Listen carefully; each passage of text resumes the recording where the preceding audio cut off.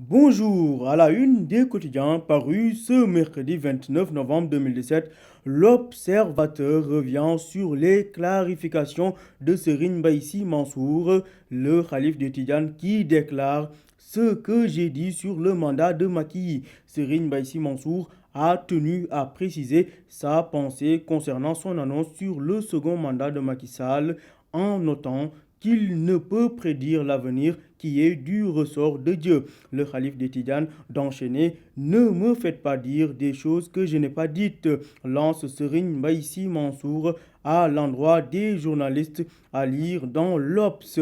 Le quotidien renchérit et titre avec un jeu de mots si contradictoire. Le khalife de Tidjane accuse les journalistes d'avoir déformé ses propos. Serigne Baïssi Mansour ni avoir prédit un second mandat à Macky Sall, renseigne le quotidien. Restons à la une du quotidien pour parler du drame survenu à Kayar avec le chavirement d'une pirogue qui entraîne la mort de 6 pêcheurs. Pendant ce temps, Hassan Diouf en live sur Rebus TV. Selon nos confrères du quotidien, Hassan a été placé sous mandat de dépôt hier à Rebus. Le journal L'Enquête titre: Hassan Diouf exilé à Rebus.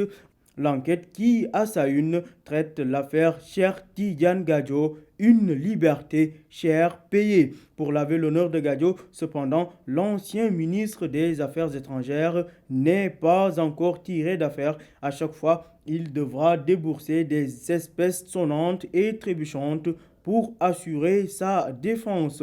L'enquête qui également a accordé une interview à Ibrahim Diallo, le directeur de la DAF, qui se justifie: ce que nous avons fait en 2 mois, selon le DG de la direction de l'automatisation du fichier. Je cite: la mission qui nous a été confiée a été bien remplie. Selon Ibrahim Diallo, d'ici juillet, toutes les cartes devraient être confectionnées, à lire dans l'enquête. Vox Populi barre à sa une: Hassan Diouf écroué à Rebus. L'insulteur public inculpé pour injure à travers un système informatique, diffamation, trouble à l'ordre public. L'insulteur public inculpé pour injure à travers un système informatique, diffamation, trouble à l'ordre public et outrage à un ministre du culte. Bref, Hassan Diouf risque gros. Vox Pop mène également l'enquête sur le casse-tête des cotisations dans les daïras pour faire face aux dépenses pendant le Gamou à Tivaouane. Les détails, page 4 de Vox Pop. Le quotidien évoque la tournée africaine du président français Emmanuel Macron qui rencontre la France-Afrique. Selon Macron, il n'y a plus de politique africaine de la France. Macron, le grand oral du président français hier à Ouagadougou face à 800 étudiants burkinabés pour évoquer la situation des Africains en Libye, la question du franc CFA ainsi que les problèmes